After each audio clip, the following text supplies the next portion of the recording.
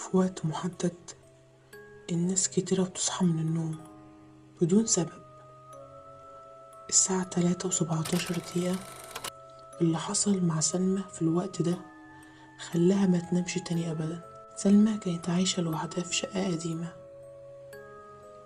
وفي ليلة هادية ومفيش صوت غير صوت الساعة اللي على الحيطة، وفجأة الساعة وقفت على 3:17. وفي نفس اللحظة موبايلها اتبعتله رسالة من رقم مجهول. مكتوب في الرسالة: انت صاحية؟ فتجاهلتها. بعديها على طول لقيت رسالة تانية مكتوب فيها: ما ترديش، هو قريب. قلبها كان هيقف في اللحظة دي، فقامت بتجري علشان تقفل باب الأوضة عليها بالمفتاح. سمع صوت خبط خفيف من جوه الشقة.